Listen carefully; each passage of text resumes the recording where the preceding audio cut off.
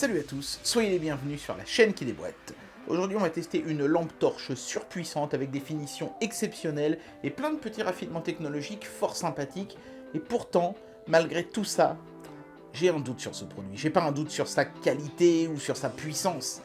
J'ai un doute à cause de son prix de vente, qui est quand même vachement élevé. On dépasse la barre des 100 euros. Alors est-ce que ça vaut le coup quand même ou pas? C'est parti pour le test.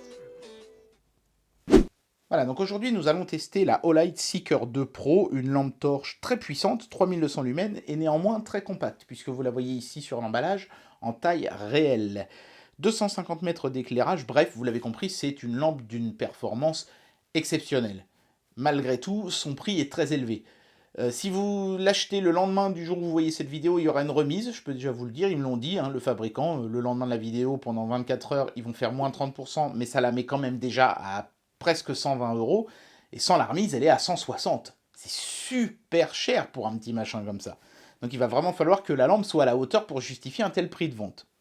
L'emballage en lui-même est plutôt joli, c'est déjà un petit point positif, avec cette lampe en surbrillance, et puis en relief aussi, hein, elle est légèrement embossée, c'est plutôt très classe, et un petit fermoir qui est magnétique. Mais c'était un petit peu le minimum à assurer, j'ai envie de dire, pour un produit vendu à un tel prix. Hein. À l'arrière, on a le tableau des caractéristiques techniques. On voit que les 3200 lumens ne sont tenables que pendant 2 minutes. Hein. Après, je pense que la lampe chauffe trop et elle est obligée de s'auto-brider pour arriver à des valeurs plus modestes. Mais déjà, hein, quand on se met à 300 lumens, ce qui est en général l'éclairage d'une Maglite à 30 euros à Carrefour, on peut tenir 9h30, ce qui est un niveau d'autonomie exceptionnel. Et pour arriver à un tel niveau d'autonomie, en fait, le fabricant a eu l'idée toute simple de mettre des cellules 21700 à l'intérieur, enfin une cellule 21700 à l'intérieur de sa lampe, une cellule d'ailleurs qui est amovible, qu'on peut changer, plutôt que de mettre des 18650, ce qui permet d'avoir cette autonomie qui est vraiment exceptionnelle. 9h30, une Maglite, ça vous fera même pas la moitié normalement. Donc, bah écoutez, maintenant on va tout de suite procéder au déboîtage. Évidemment, l'expérience d'unboxing est très bonne hein, sur un tel produit, hein, donc je vous l'ai déjà dit, le fermoir est magnétique, il y a un petit slogan quand on ouvre. Ici, on a une petite cale de plastique avec une sorte de petit quick guide hein, pour bien comprendre les tenants et les aboutissants du fonctionnement de la lampe. Comment est-ce qu'on l'active en enlevant la petite pellicule qui protège la batterie? Comment est-ce qu'on la recharge avec le petit chargeur magnétique? Et comment est-ce qu'on la fixe au mur, puisqu'il y a un petit système de fixation qui permet de la mettre tête bêche, hein, la tête en bas, sur le mur, et de la recharger en pass-through au travers de ce petit socle. Je vais vous montrer ça dans un instant. Par contre, je ne sais pas si c'était vraiment indispensable de faire cette cale en plastique. En carton, elle aurait tout aussi bien marché et ça aurait fait un déchet plastique de moins sur cette planète. Bon, allez, petit bémol. Ensuite, ce sont des petits compartiments, comme vous pouvez le voir, c'est super classe, hein, avec des petits blueprints de chaque élément qui se trouve dans les petits cartons. Donc dans celui du bas, on a le fameux dock en L, on va regarder ça dans le détail. Voilà.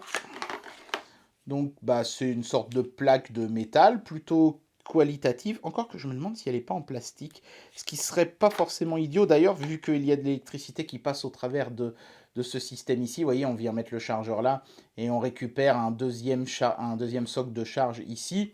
Ouais, non, c'est du plastique. Mais il y a un système d'adhésif préinstallé, ça c'est plutôt bien.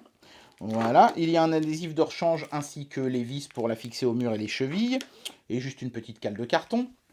Dans le deuxième compartiment, on a le câble de recharge, évidemment, qui est très joli, hein, en aluminium brossé bleu métallisé, avec donc ce système de recharge magnétique qui est propre à Olight. Système qui est assez classe parce que dans le manchon ici, il y a une LED qui s'allume rouge quand ça charge et verte quand la lampe est complètement chargée. On a des petits passe-câbles, donc ça c'est quand vous allez faire la fixation au mur pour que le câble pendouille pas, c'est bien. Et puis on a une sorte de petite lingette microfibre. Voilà, c'est mieux quand on a le point, qui permet, j'imagine, d'astiquer sa lampe torche. Hein, ne sortez pas cette phrase de son contexte, s'il vous plaît. Je ne sais pas pourquoi ils ont voulu mettre ça dans le packaging, mais bon, on va dire que c'est toujours un petit bonus sympa. À ce prix-là, c'est bien de mettre des petits bonus. On a évidemment un manuel d'utilisation, hein, qui se déplie comme un poster. J'aime pas trop ça. J'aurais préféré un petit booklet, surtout à ce prix-là. qui est traduit en français et qui est très bien traduit, j'ai vérifié. Et puis donc, on a la lampe en elle-même qui est préinstallée dans sa petite housse. On va regarder ça de plus près tout de suite. Voilà, la lampe torche en elle-même n'est vraiment pas grosse, hein. Ça reste un produit qu'on pourra facilement glisser dans une fouille, ça c'est plutôt sympa. Et ils l'ont préinstallé dans sa petite sacoche qui est très jolie, hein, avec tout ce qu'il faut pour faire une bonne sacoche, une petite boucle ici, un passe-ceinture avec un petit bouton pression, tac, voilà, super qualité d'ailleurs. Et une petite boucle en plastique pour ouvrir et fermer la housse, au lieu d'avoir un bête velcro qui se déglingue avec le temps. Au moins, on a quelque chose de durable ici. Mais encore une fois, hein, à ce prix-là, c'était indispensable de faire ce genre d'effort.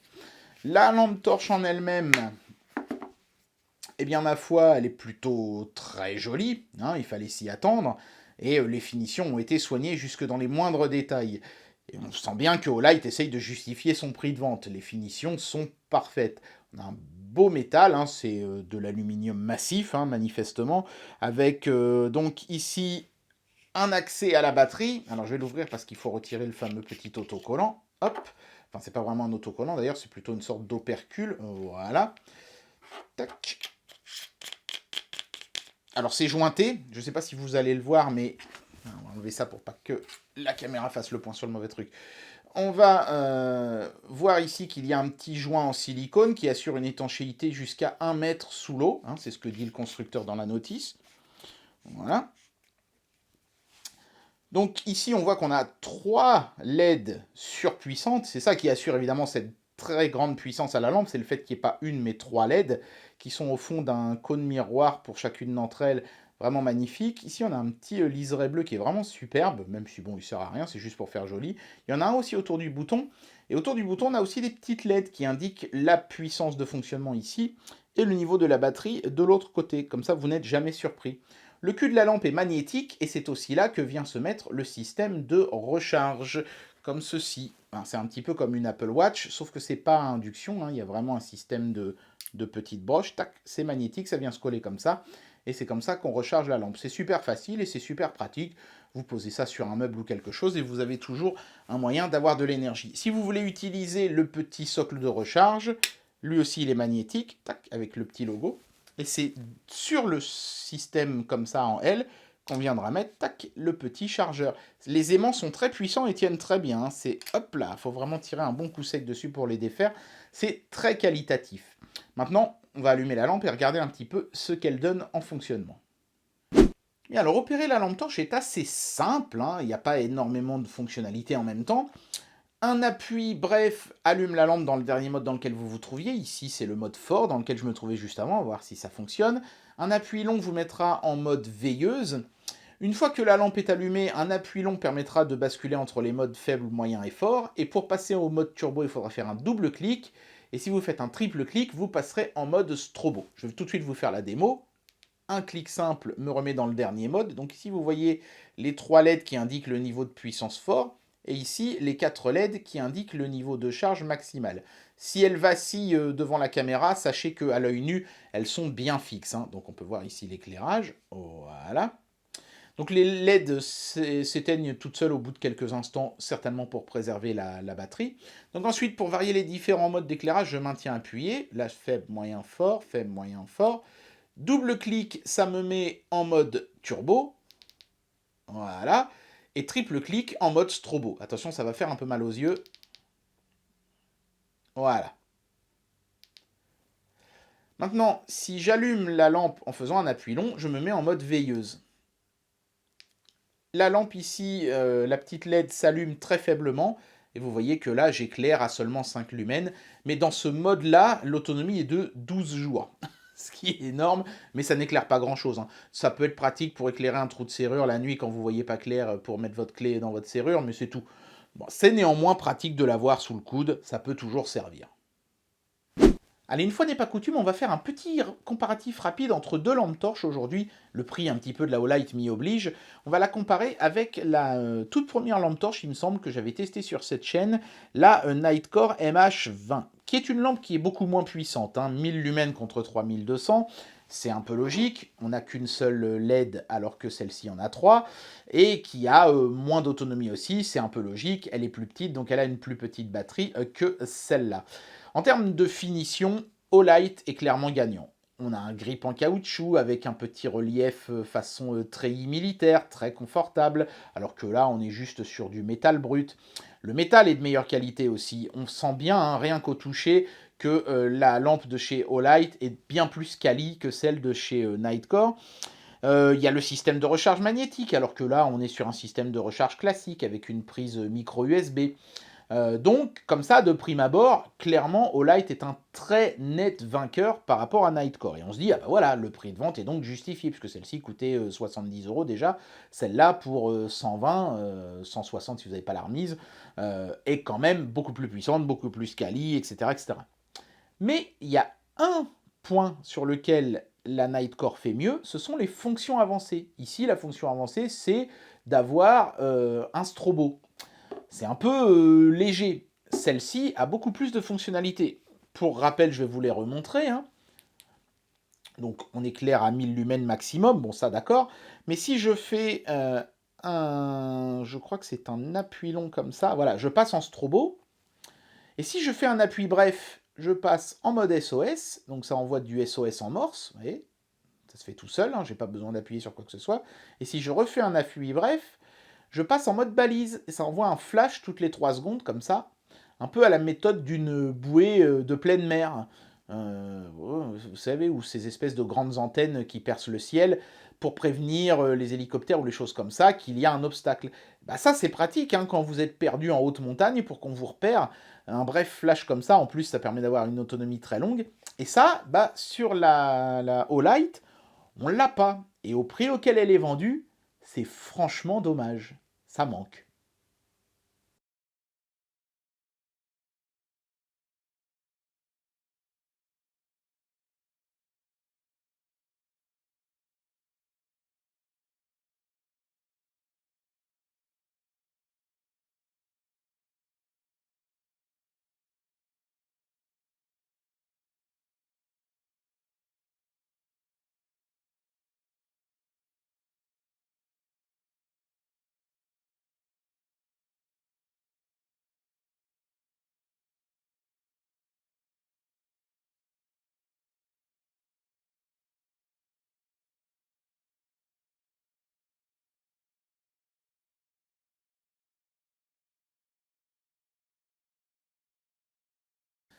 Bien, il est temps d'amener une conclusion à cette vidéo et de donner une note à ce produit.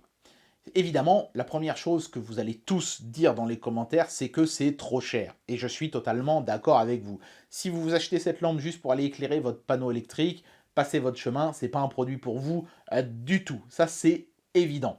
On est sur un produit qui s'adresse plutôt, je pense, à des professionnels, des gardiens de nuit par exemple, ou des randonneurs de haute montagne qui peuvent être amenés à avoir besoin d'une lampe torche la nuit ou des choses comme ça. C'est un produit important, une lampe torche, dans ces professions-là. Ça peut littéralement vous sauver la vie. Donc mettre 160 € dans un produit comme ça n'est pas forcément complètement absurde. Souvenez-vous, hein, la Marauder du même fabricant coûtait 300 €. Elle était encore plus puissante, mais c'était pas tout à fait la même gamme de produits. Là, on est sur quelque chose qui peut facilement être trimballé et facilement être glissé dans une fouille. Ce n'était pas le cas de la Marauder qui était un produit vraiment colossal. Donc, en termes de puissance, le contrat est rempli, c'est un produit dont la puissance est démesurée. Ça éclaire incroyablement bien. Pour un produit aussi compact, c'est bluffant. J'étais vraiment sur le cul. En termes d'autonomie, c'est pareil, c'est excellent. 9h30 à 300 lumens, c'est-à-dire la puissance classique d'une lampe torche, c'est juste incroyable, quoi. Vous pouvez partir longtemps loin d'une prise de courant, vous ne serez pas emmerdé avec la recharge de ce produit-là. Il a une autonomie à tomber. Là-dessus, pas de souci non plus. Par contre, en termes de fonctionnalité, là, je suis resté sur ma faim. On a juste un strobo, hein, en plus du mode turbo, alors que sur des lampes moins chères, hein, vous l'avez vu tout à l'heure, on a des fonctions supplémentaires comme le mode SOS ou le mode balise qui peuvent s'avérer importants, hein, notamment pour les professionnels, justement. Et là, on ne l'a pas. C'est dommage parce qu'on avait des super belles finitions et on passe à côté de la perfection par des petits manques comme ça qui sont presque purement logiciels en plus et qui auraient pu facilement être implémentés dans le produit. Mais voilà, hein, c'est notre rôle aussi de testeur de dire aux fabricants ce qu'il faudrait qu'il ajoute pour avoir le produit vraiment le plus parfait possible. Pour l'ensemble de ces petits soucis, hein, parce qu'on est sur un produit qui coûte très cher, on est obligé d'être très sévère, il manque des fonctionnalités, je vais être obligé de donner une note plus basse.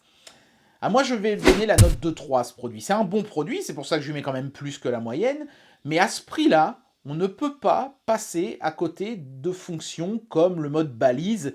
Ça me paraît vraiment pénalisant de ne pas l'avoir mis.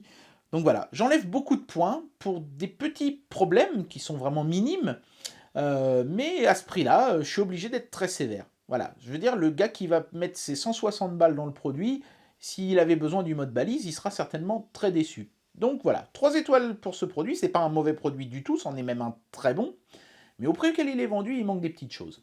Dommage. Et bien voilà, c'était le test de la Olight Seeker 2 Pro, qui est un excellentissime produit, mais que je trouve personnellement un petit peu trop cher quand même. En tout cas, j'espère que cette vidéo vous aura plu, et moi je vous dis à très bientôt pour un prochain test. Allez, tchuss!